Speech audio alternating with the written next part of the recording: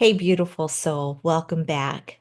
First of all, I just want to thank you for showing up here and watching these episodes, and I are listening to these episodes, and I hope that you're getting something from it. If you're new here, I show up here every Saturday, and I discuss topics around astrology, the divine feminine, um, stepping into your goddess energy and becoming a high value woman.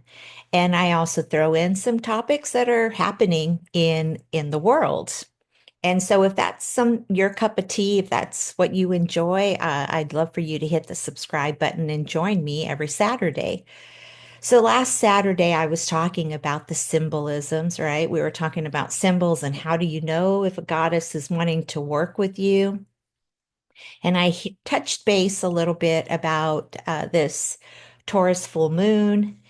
And I'm always being approached by goddess energy. And I was thinking about this the other day, like, why is it that it was never on my radar before? And now in this era of my life, in this third act, why am I being approached with her energy?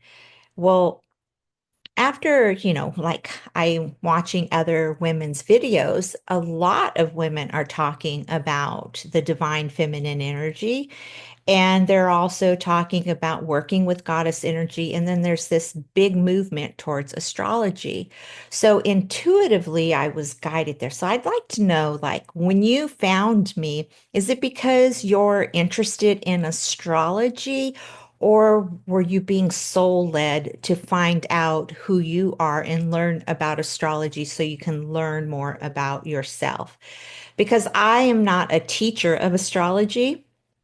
I do share how it's a self-development tool, but I'm also sharing my journey along the way, the highs and the lows, and why I'm being presented with working with goddess energy. So, like, it's it's no secret that we are going through a lot in this time frame, right? 2025 has already been wild. And, I follow the astrological new year, which is in March, Aries season. So, how is your new year so far? Leave me a comment and let me know how it's working out for you.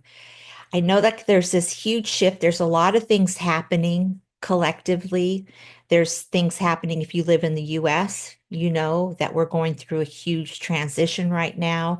But I don't think it's consolidated just to the Americas. I think that it's globally. We are seeing this shift globally.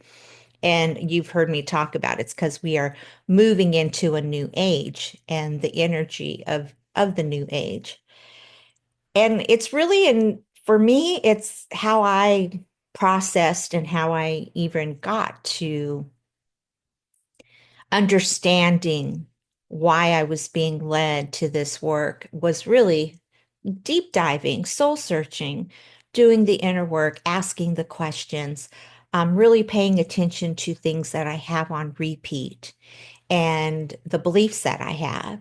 So one of the questions with this episode is really, who told you that you weren't enough? It's like we could pick it up from our parents, we could pick it up from a teacher, we can pick it up on television, we could pick it up from our peers. Um, it's something reflecting back that has stripped you away from really wanting to show up authentically. And I was thinking about this for myself. I was talking to my sister about it. And one of the things is I find that I've always had to be the responsible one growing up. And I was very introverted, shy, overly sensitive. And I learned how to dull my shine because I didn't want to add to the chaos. And there was an incident that happened when I was growing up that really shifted my perspective that I needed to earn my way in life. And it was through earning money. And so that kind of dictated how I viewed the world because we're always living out our reality, whether it's skewed, whether it's trauma, there's always something that's connecting us to, excuse me, I've got like a little frog in my throat. Hold on one second. But it's skewing our vision, like skewing our belief system and the reality that we're building or what we think that we're capable of doing. And so I've had to work through a lot of my stories around money and worth. And if you're new here, you probably haven't heard this, but if you're coming back and revisiting again, you know that I talk about Chiron and being your wounded healer, which is in my second house of self-worth. So there is some karmic energy tied into that, wrapped up in a beautiful little bow, um, to really test me on my value and my worth. And the material world, our material possessions.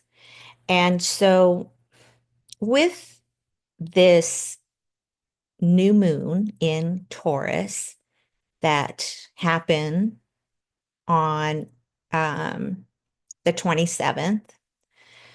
It's on what's happening. I'm recording this before the new moon, but it's happening on the 27th. Taurus is the ruler of the second house. So this really hits home for me because I have Chiron in the second house. And the second house is about your material world, your material possessions, your skills, your talents, how you make your money, and your self-worth. So this is going to come up with this new moon. Like you might be feeling the energy right now as I'm recording this, or you might be feeling it after the new moon because it is like the divine feminine. When I think of the moon's energy, right? She is the ruler. The moon is the ruler of your subconscious mind. And so a lot of these beliefs are going to be coming up right now. That's why I wanted to sit here and have this conversation with you, because if it's coming up for you, it's because there's something you need to clear. And I think that we're getting to the point where women just want to start living their lives. Like they're tired of doing the inner work, they're tired of healing.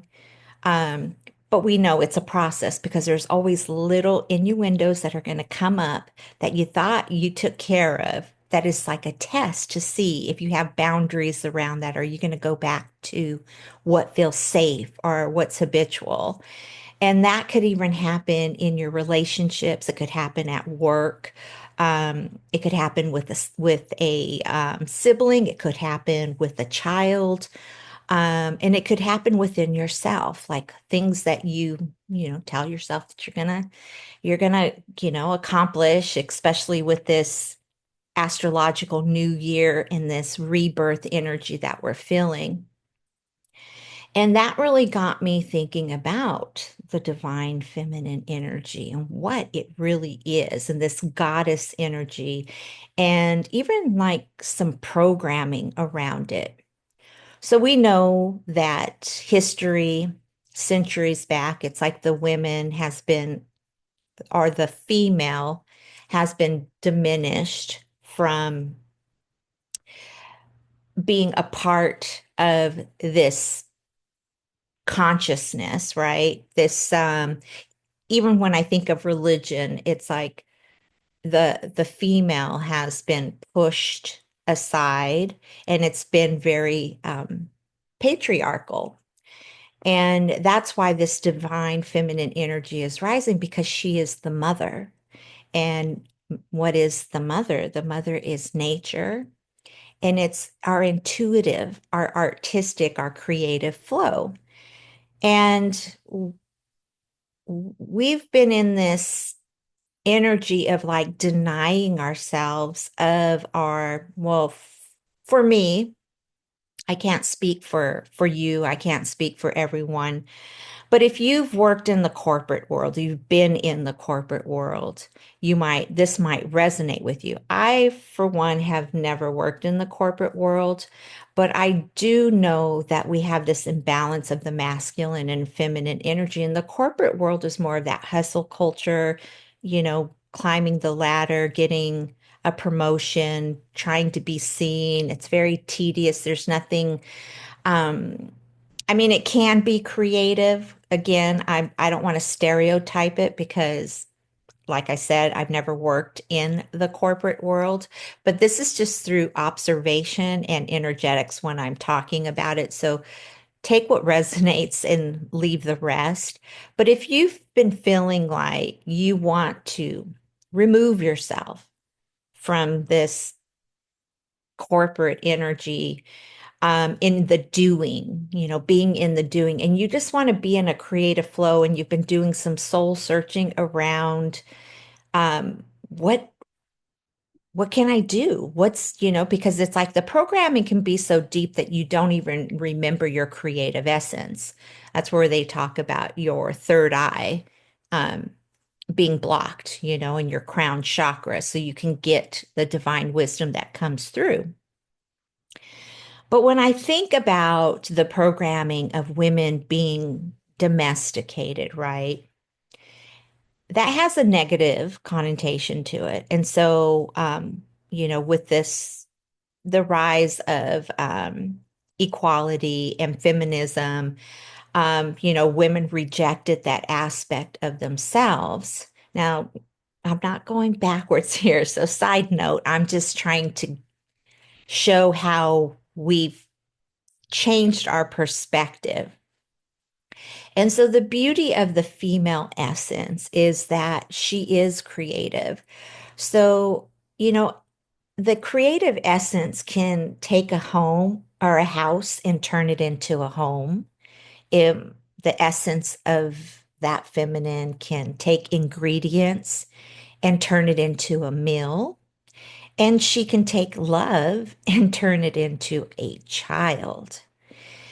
And there's nothing negative about that. That's beautiful. That's living your life artistically in the creative flow. But because there's been so much hustle, and again, this is my perspective, you don't have to agree with it. But this is, again, it's my observation of what is really been going on. And there's this being a stay-at-home mom has a lot of negative energy around it where it's like, oh, that's all I do. All I do is I'm a stay-at-home mom. I know I felt that because I was very much in my masculine energy growing up, knowing that I needed to earn my keep because of some money blocks that I have, and not wanting to feel like a burden to my mother, and always being the responsible one. I forgot how to have flow. I forgot to have my creative essence come on board. And I was always in the hustle culture, in the survival mode, struggling, trying to make ends meet. And, you know, with inflation and the state of the world right now, a lot of people are feeling that, right? And even to the point of burnout where you just don't want to do it anymore. I digress. But it is the point of when you are in the struggle, you rob yourself of your creative flow. And so, how you nurture yourself is through the sacred of the home. And you want it to comfort you if it's your safe place. And I, for one, was a single parent in my 20s, and I didn't get married until my 30s. And we'd made a decision when we were raising our family that I would be a stay-at-home mom because we were moving out of state and we didn't have family. And there was a lot of guilt around that, even though I exploded in my creativity, in my divine feminine energy. and I decorated my home. I painted on every wall. I painted murals for my kids. I created, I like to joke and say that it was my Martha Stewart era. I baked, I made beautiful cakes. I made all of these treats for the neighbors during the holiday. Like my creativity exploded, and it was because I wasn't in the struggle anymore. I gave myself permission. But when you have this struggle mentality and you feel like, and not even struggle, let's just say you feel like you have to be responsible, you turn your craft into a job. And that's what I have done over and over and over again in all my life, in all my lives, but this life in particular. I don't know what I did in a past life. Well, one of my past lives, I was button up and really philosophical. And sometimes I can see that bleeding into my content. So call me on it if I'm doing it, okay? Because I'm not here to lecture, I'm just here to share. And so I turned it into work. So even when I was in that explosive, I was always thinking, how can I turn this into a job?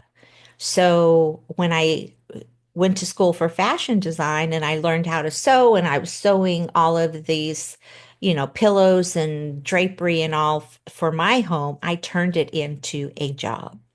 And then got bored with that. And then I said, well, I got a creative eye because I exploded on our new home when we moved.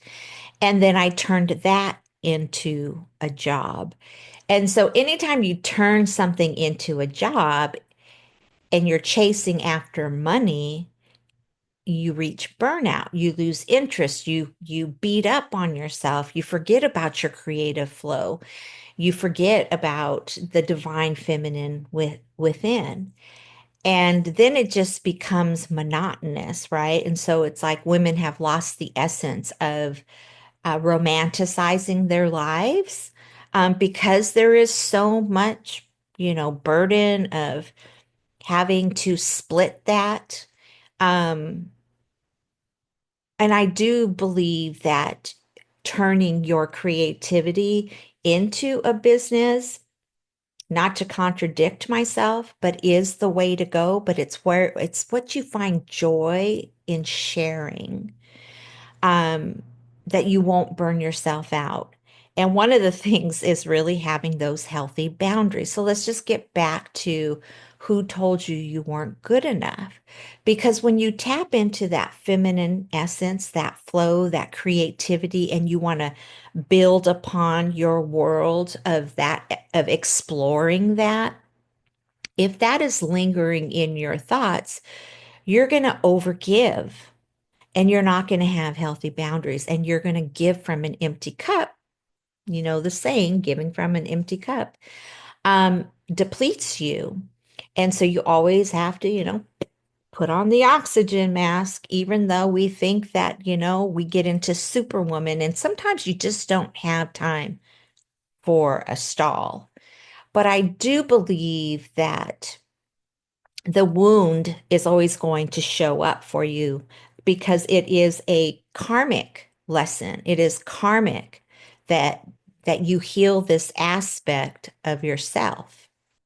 And when they say that karma's a bitch, they weren't lying. And if you are like getting close to your 50s and you feel like you're in this search mode of um, healing this because it keeps coming up. You're starting to see that it's showing up in your life and it's something that you need to bring awareness to. It's usually when you get close to 50 that you understand that there is this karma. So the theme for me was always around self-worth and really getting honest with myself with who told me I wasn't enough. Leave me a comment if any of this is resonating with you. Are you the overachiever? Do you always turn any kind of hobby? You think about how can I turn it into a job? And so what I did was I took my creativity and I created businesses out of everything that was supposed to be a hobby. So what happened is when I reached burnout in my interior design business, I lost that essence of fun. I I started becoming this person that needed to be, I don't know, like the authority of my life again because everything had gone to shambles and broke apart. And I didn't realize that when Goddess Ishtar approached me and when I was receiving all of these downloads, it was a process for my evolution. And what did I do is I turned it into another job. Hence my book that I wrote and the journey that I've been on with content creation. And so I'm just putting it out there because if you resonate with it, maybe it'll, spark a light bulb, turn on a light bulb for you. But we're going to talk about this Taurus new moon because it is connected to Venus, which is that creative, beauty, aesthetic vibe. And then it is the house of your self-worth. So Taurus energy is very grounded energy, right? It's really earthy. But it's about your possessions, what you collect, your skills, and how you make your money. So that's why I'm having this conversation with you because this is what has been happening to me all of my life, like I was saying. And I needed to really get real with myself. So yes, you can turn your creativity into part of you, and that's where knowing your worth comes in because you have to have those healthy boundaries. Because if you're going to make a business out of something you love, then you're going to stick to that thing and you're not going to be the all like everything coming in. Oh, I'll do this and oh, I'll do that. And, squirrel, squirrel, and then nothing gets done. Or even if, like we were talking earlier about working in the corporate world, it might have stunt your creativity and you're searching for that. And so maybe this might spark something in you. Like, are you denying the creative aspect of you because you're telling yourself this is you not being true to feminism and the label of being domesticated? But know that that's our superpower. Our superpower is creativity. It's what we give birth to. And there's nothing domesticated about that. And especially if it brings you joy, because if it brings you joy, you want to share it with everyone. But again, it goes back to those boundaries and what you value. Okay, so what I'd like to do is get into this new moon in Taurus and how it's going to affect you according to your rising sign. Now, if you don't know what your rising sign is, you can head over to astroseek.com and put in your time of birth. Put in your date, the place you were born, and your time of birth. Your time of birth is very important. That's how you're going to get your rising sign. So I want to talk about how this new moon is going to affect you according to your rising sign. Now, we know that Taurus's energy is very grounded. We know that Taurus is very sensual. They are known as the collectors. They also are known as being stubborn. They're the bull in the china shop. Um, they love like life, you love like the sensual things like the sunsets and good food and good conversation and just enjoying life, like all of the beautiful, priceless things. But then you can also become a hoarder. You could be a collector where you just got massive collections everywhere and they become your prized possessions, which everything has duality. There's that light and dark, and so it's if you're in alignment or you're out of alignment. Even in my Discover Your Avatar mini class that I offer, I talk about this, like going through your rising sign and your sun and your moon and your Venus and what's in alignment and what is out of alignment, because those things come up during moons, whether it's a new moon or a full moon, and in order to shed some light there for you, because when we have a new moon, it's very introspective. It is going within and really like journaling, writing it out. It's in the dream state of your imagination and wanting to create something, where full moon is more about shining a light on things and really bringing things up to the surface. That's why full moons can be more emotional than a new moon, because a new moon is about planting a seed. It's unearthing something that is buried within. So I'm gonna go through the rising signs, and you understand what the new moon is. A new moon is about planting something, and we know that the energy around it is this creativity, this um, bringing things into the material world, and also um, having some soul searching around your beliefs around not being good enough. So, what is holding you back? So, your rising sign shifts Taurus into different houses, and the houses are different areas in your life. So that's where you're going to feel this new moon energy the most, and that's what we're going to talk about. So let's just get started with an Aries rising. So if you're an Aries rising, you're going to have Taurus in your second house. And Taurus in the second house is about your self-worth. It is about how you make your money. It's your material possessions. It's your skills, your talents. It is true to everything that I just said about Taurus's energy, because it's at home in the second house. Now, Venus is the ruler of the second house. So this Venusian energy is coming up. So it's also about like, um, what you put in your mouth, because it's the food that you eat, it's what you drink, it's what you inhale. And it is also about what you're consuming around you in the material world, and what you find value, what you find, where you're putting importance. What are you putting importance on? And so you're going to feel that energy with this new moon. It's really going to really hit home with you as an Aries rising, because it is in your second house. So this is about going within and getting honest with yourself about why you don't think you're enough, getting honest with yourself about what brings you joy, what sensual things bring you happiness, where you're overindulging, what you find beautiful, how you want to make money in the world doing that. But remember the self-worth piece, like I was just sharing, that if you don't know your value and you don't know your worth, you're not going to have healthy boundaries, and you're going to be depleted by that very thing. And you might even want to ask yourself, do you have so many things that you enjoy that you can't pinpoint one? Because that is very Taurus in the second house. You want to collect all of them.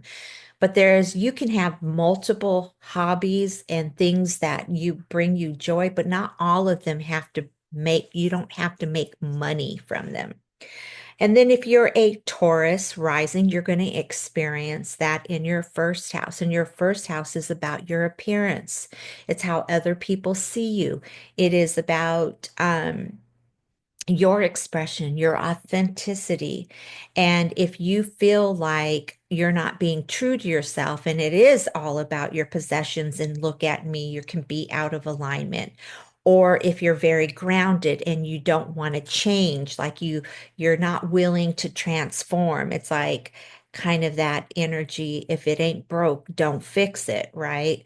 And it is this energy is trying to move you out of your comfort zone that keeps you stuck and your roots buried in something that might not be for your highest good. And so you're like, you might be like, okay, I'm staying put because it is that fixed energy. I'm staying put. And this new moon is wanting you to see how you can change something about you, how you're being seen in the world, but how you dress, maybe changing your wardrobe a little bit, or even, um, changing your body a little bit, something that you feel good. It's about you, it's about self, it's your identity. Now, if you are a Gemini rising, you're going to feel this in your 12th house. So, this is about your beliefs around spirituality, any secrets that are hidden, anything that you have brewing in your imagination, what you want to bring forth, what you want to create in the world, but you keep it hidden. What are you avoiding in your life? Do you have any addictions that, that are not good for you?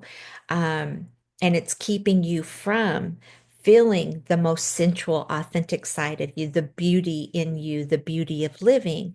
Are you attached to like this, some old dogma around spirituality? Because your spirituality is your divine feminine essence. It's your creative flow. It's your imagination. It is, um, it with the Venusian energy tied into that, it's like where you find beauty, but then this Neptune, which rules the 12th house, can be illusions also. So it's finding that balance. You might feel like you're in a liminal space right now, like you see a vision for your life, but then you're so grounded in the material world because of what's going on, and you're trying to find your way to like, what do I want? What brings me joy? What do I want to create? If I'm the divine feminine energy, if I have goddess energy, then the power is within me to create anything that I have in the spiritual space, in the unseen world that I want to bring forth.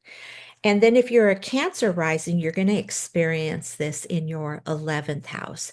So you might be taking inventory of friendships. You might be taking inventory of like your community or any social groups that you belong to. Are they bringing you joy? Or maybe you want to plant something, a new seed there. Maybe you might be thinking of creating a green market, or some kind of community activity that might be coming up for you. It's also aspirations. It's the house, the 11th house is where your Taurus is, and it's the house of, what aspirations do you have that you want to bring forth? And so that new moon energy is asking you to revisit that. And it might be tied into friendships and community, and maybe it's a cause, a humanitarian cause. It could be about taking a wider view of what is going on globally and in your community, and how can you make a change that's going to bring you joy, that feels very aligned with your Venusian energy, that that is moving you out of fixed energy. So it's all about friendship, community, aspirations, networking, even technology. If you've been resisting technology and you've been telling yourself that I'm not good enough, I'm not good at technology, it's too complicated, that is going to come up for you right now, because let's face it, this is the era of technology. So you got to get on board. So if you're lacking in your technical skills, or if you're have fear around technology, just you're going to be invited to play around with the buttons literally and figure things out, or maybe take a course or a class around that. If you are a Leo rising, you're going to experience this in your 10th house. So this is your career house. It's also your public reputation. It is where you place systems. And so maybe you want to shift out of the career, like I was talking about. moving away from corporation for the corporate world and wanting to find something that makes you feel more joy, more playful, more expansive, more expressive. And you might be asking yourself, where in my life did I learn I wasn't good enough for whatever um, this career that you want, this new expression of yourself? Where do you want to plant a seed around changing that? Your public reputation, maybe um, you are stuck with being the person that everyone has expected you to be, and you're not fully in your authenticity of chasing after a career, and maybe it's something creative. I mean, I had a conversation with my sister the other day. We were talking about exchanging time for dollars, and like she's trying to supplement her Social Security. And right away, if and she's a Capricorn rising, which the 10th house's natural placement is Capricorn. But right away, she went to the fixed energy of exchanging time for dollars. And so I was saying, like, just look at it this way. And this was just for example sakes. I was saying, like, for instance, you go and you work a job for $12 an hour, right? That $12 an hour, you're exchanging it for 1 hour. There is no movement to make more than that $12 in that hour when you are exchanging it for a paycheck, right? So you have to work X amount of hours to get, let's say you want to make $148 an hour. You can't make 100 at a $12 hour job, right? But then if you looked at it from like, you love baking, right? And you like to make sourdough bread. In that 1 hour, you could make 12 loaves of bread and you could go sell it at a green market, right? The 12 loaves. And now you've turned that $12 an hour time, switching time to $148 an hour because you're selling 12 loaves of bread and it brings you joy and it's something that you would enjoy doing. And, it's like you could get stuck on the public image, right? It's like, oh, I don't want to go out and sell bread. It's just an example. It doesn't have to be bread, but you'd be like, I don't want to go and sell bread because that's not a good public reputation. And then another thing is if you are in your crone era watching this, you're older, you're working on a legacy project. So it's not going to look like your standard career. So it's a flip of perspective in the change. That's where this new moon is going to bring up in you, like, what do you want to bring in the world that brings you joy, that feels sensual, that makes you feel expansive, that is a beauty, that is true to your authenticity, not to the stereotype or the structure or the systems that were created that you don't align with. And if you will feel this energy in your 10th house as a Leo rising. And then if you are a Virgo rising, you're going to feel this in your ninth house. And the ninth house is about freedom, travel, different cultures. It's the house of religion. It's the house of philosophy. It's the house of publishing. So you might be feeling a strong need of wanting this sense of freedom to want to explore. Um, you might be truth seeking right now. You might be wondering, like, why am I here? What is the meaning of all of this? What do I want to plant a seed? What do I want to learn more about? Maybe I want to publish a book of everything that I've learned, or maybe I want to become a travel vlogger because it gives me the sense of freedom and I can explore and I can experience and I can bring myself joy. I can tap into my Venusian energy. Also, it's going to bring up, what dogma are you holding on to? Whether it's religious dogma, philosophical dogma, any perspectives that are not for your higher good, that's going to come up because you don't want to bring that into a new seed that you're planting during this new moon.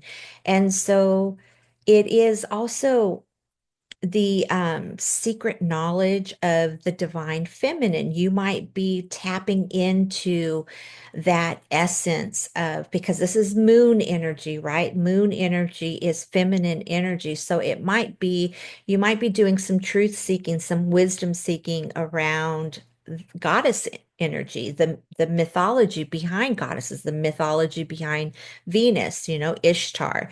Ishtar is, especially even with, I find that there's a lot of information out there right now because of um, just going through Easter, and then it's like the truth is coming out, the old dogma of religion. It's never been about what they've said. Easter is Ishtar. Ishtar is Venus. It's about the transition of Venus coming from the morning star to the evening star, and you might be exploring a lot of that. So that's going to be coming up for you. And then if you are a Libra rising, it's going to show up in your eighth house.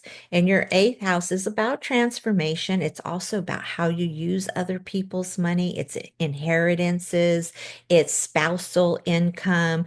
It is about a rebirth, death and rebirth.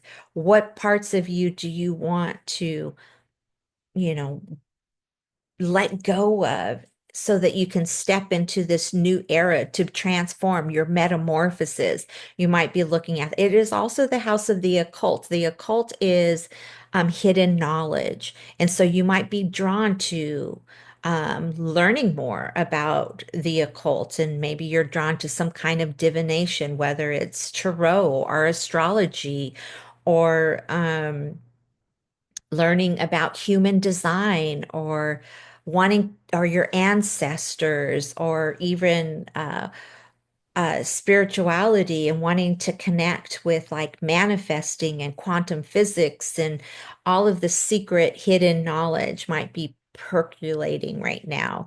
And then again, it's about what part of you that has told you that you weren't good enough with other people's money, credit, that deserving of credit. Do you have something on habit where you're always putting overspending, and your debt is accumulating, and you have bad credit? And how can you um, invest and make your money grow?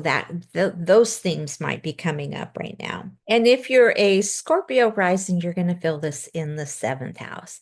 So Scorpionic energy, it's like you're intimate. How intimate are you in your relationships?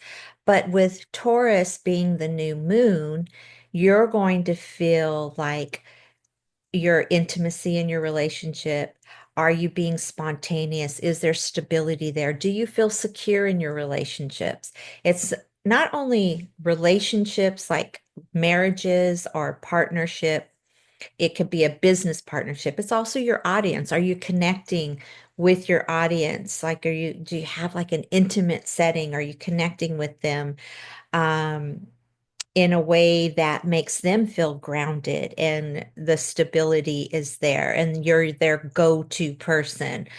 It is also in your relationship. Like, are you so stuck in your old ways, like you're a creature of habit, and you're not bringing in the earthiness of exploring nature and bringing out a different emotion in your relationship with your partner.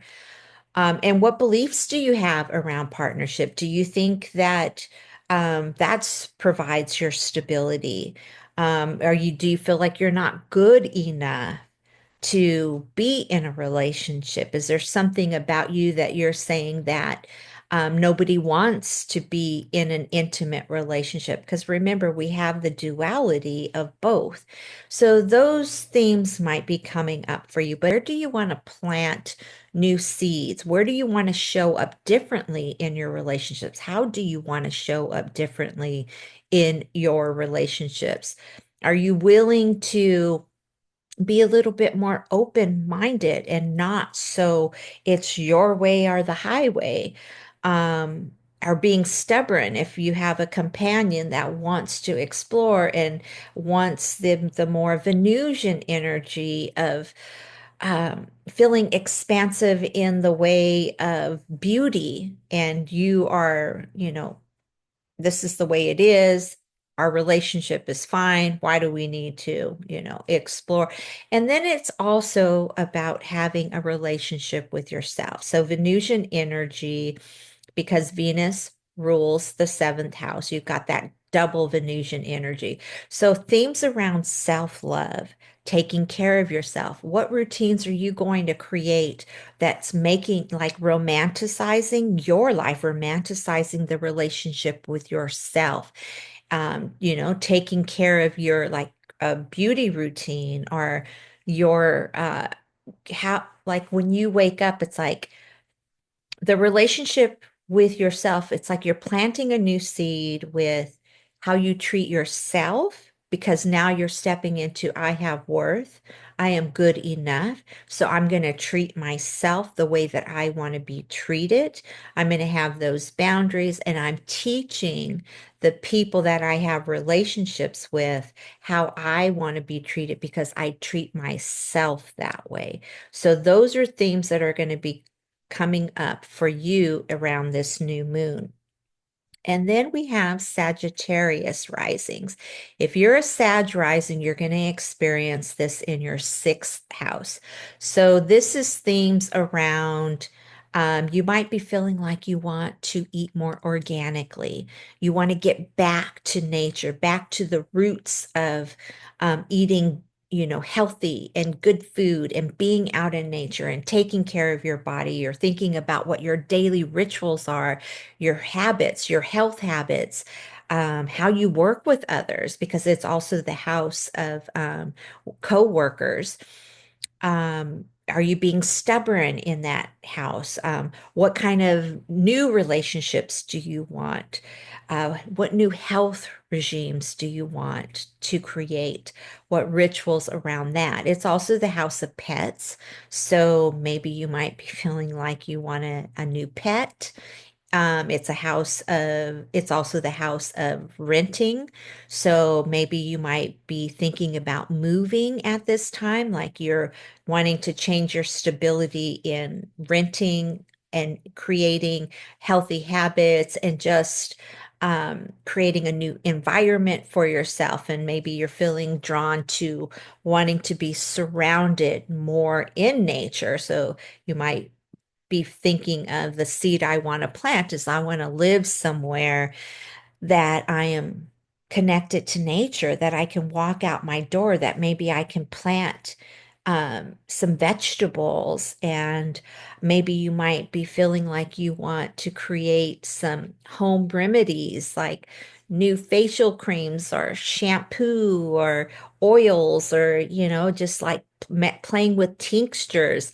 That might be coming up for you right now. And um, so this new moon is wanting you to get excited about that because it is also a way of how you want to communicate in the world through just taking care of yourself. So this is about self-love in self-care. So that's good. That's the theme for this new moon. Um, of what you want. And being that it's the house of self-worth, Taurus rules self-worth. It's like, what kind of routines do you have that aren't taking care of you and nurturing you in your self-care so that you can be a better version of yourself? It's also the house of talents and not the house of, but Taurus rules the house of talents and skills. And so maybe there's a little bit of energy around that maybe you're thinking of, maybe I want to create my own line of some kind of a beauty product that I want to bring out into the world after I've learned how to nurture myself and the self-love, it's like feel like the professor energy where you're just like the chemist, it's like wanting to play with even candle making, whatever it is that brings you a sense of self-love. Now, if you are a Capricorn rising, you're going to be feeling this in your fifth house. And the fifth house is all about your playfulness. It's your self-expression. It's a childlike essence. It's your passion. So as a Capricorn rising, you probably have always been chasing the systems, climbing the ladder, wanting your career, focused on that. And this Taurus energy of this new moon wants you to plant new seeds of what brings you passion. How do you want to express that?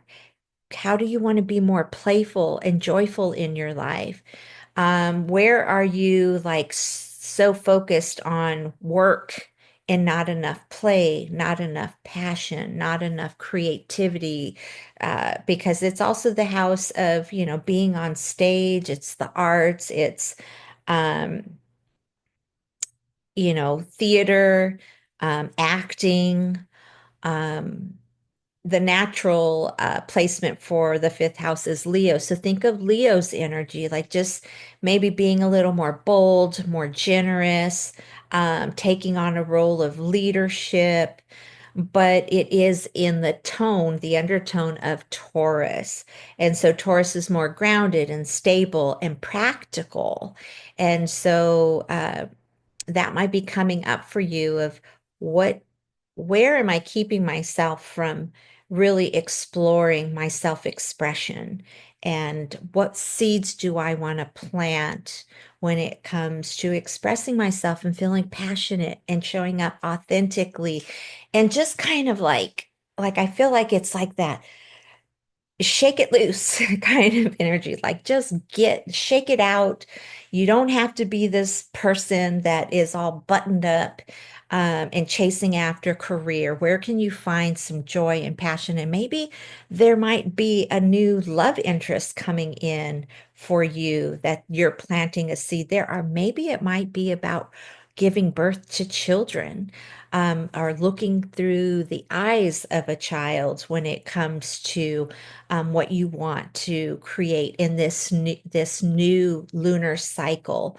And it could be maybe you might get pregnant around this time as well. And if you don't want to be pregnant, then keep that in mind. Now, if you are an Aquarius rising, you're going to feel this in your fourth house. So the fourth house is all about home. It's your subconscious beliefs. It's your ancestral lineage.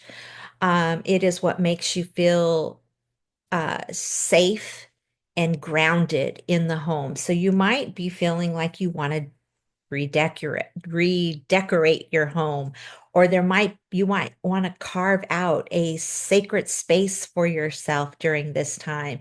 Or you might be asking, like, how can I create a daily ritual that I can connect back to my creative flow, that feels safe to me, that feels private, that feels um rewarding to me. And so, like in my last video, I did share how to create an altar, a Venus altar. So you might be thinking of that at this time, that you want to just find a little area in your home that you can create a little sacred space and light a candle and, take out your journal and really connect with Venusian energy, have your divination and maybe pull some cards and really ask the deeper questions. And then it could also be about moving, really moving into a different home in a different environment that feels more stable, more grounded. You might be feeling like you want to eliminate things in your home so it feels more, because Taurus's energy is grounded and in nature, but it's also very practical. So you might be looking at, where are you overspending in your home, that it's like using money that's not practical. That might be coming up. It is also some subconscious beliefs, again, about where do you feel like you are not good enough to nurture yourself. in your home, uh, to be able to create a beautiful space that it's a resonance of you. You know, it's your expression of how you want to live in your home. You might feel that very romantic, like you want to bring more flowers in your home, or more candles, or essential oils, or more tactile things that you can touch, see, smell, hear, taste. Having music in the background, maybe eating dinner at candlelight. It's like really feeling the energy of wanting to romanticize your life in your home. You might want to buy new plants. But maybe the thought will come up during this Taurus new moon of, where am I not feeling grounded in my home? Or where am I telling myself that I'm not good enough to have the home that I want? And you might be focusing more on the money aspect of it instead of the creative aspect. And so for me, it's like one of the things that I love to do is thrift, because I feel like when you find unique pieces, it's storytelling. And then it becomes more about a treasure hunt than about how much money do I have.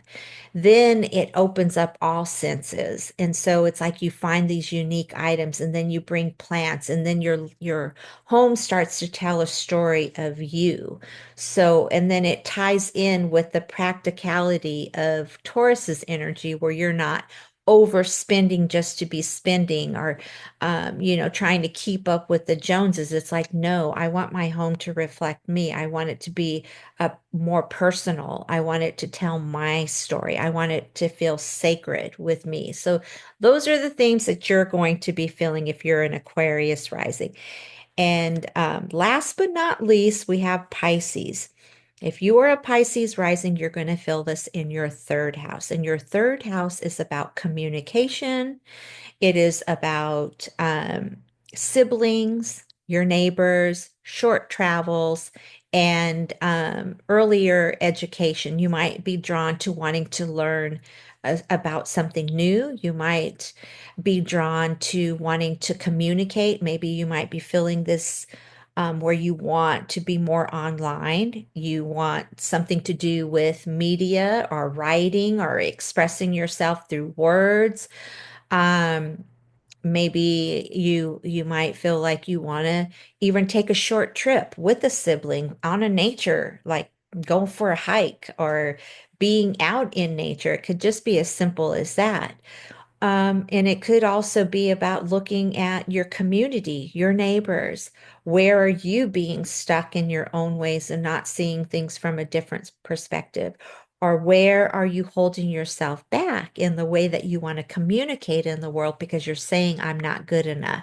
I don't speak eloquently, or who am I to think that I could write a book or show up and express myself in words. Like, what do I have to say that's of meaning? And then really diving into, where did you pick that up? Where you felt like you're not good enough to be able to express this aspect of yourself. You might also feel this in your throat chakra, like, where are you not communicating? Where are you holding yourself back? Because you don't want conflict, right? And this divine feminine energy is about speaking your voice and not being afraid to express yourself and talk about things that have value and meaning to you. And not everybody's going to agree with it, but aligning with it and just being like, I don't care. I don't care if they don't understand or they don't agree with me, but this is my perspective. Um, and then there's the flip side of that, right? Like, where are you being closed-minded and being fixed in this belief that isn't doing you any justice with the way that you're communicating, with the way that you're communicating with others, with your siblings. If you have, or you're like bumping heads with a sibling, maybe that's going to be coming up. Like, how can I heal my relationship of being more open-minded and nurture this? Um, And so that is where, if you're a Pisces rising, that's where you're going to feel this energy the most in your third house. So I hope you enjoyed this episode. I know it was a very long episode. And if you're listening to it on a podcast, maybe you were multitasking, maybe you were out in nature. Going on a walk, listening to this podcast and not actually watching it on video. But I want to take this time to just say thank you. Thank you for my listeners and for those of you who subscribe to my channel, who show up on here. Know that I am growing and I am evolving as well. And I'm trying to move out of my fixed energy and show up here authentically and express what I'm passionate about, sharing those things with you. And leave a comment if you're resonating with like what house. Let me know what house this Taurus new moon is affecting you, what's coming up for you, or even if you dare, share something that you want to plant that is coming up for you. And if just by me expressing and sharing the area of your house, like it all made sense, it's all coming together, it's all connecting. And I'm going to leave you with this. Your life is cyclical. It's not straight. You are evolving in flow, and the moon phases keeps you intact with that. So know that when you follow the cycle of the moon, that's why new moons are so important. You don't follow it straight and narrow, and you are able to connect to the divine feminine essence because the feminine energy is about flow. It's cycles. It is not about climbing ladders and being rigid and being stuck in an old system. And that is all I have for you today. Thank you so much for being here, and I will see you next time.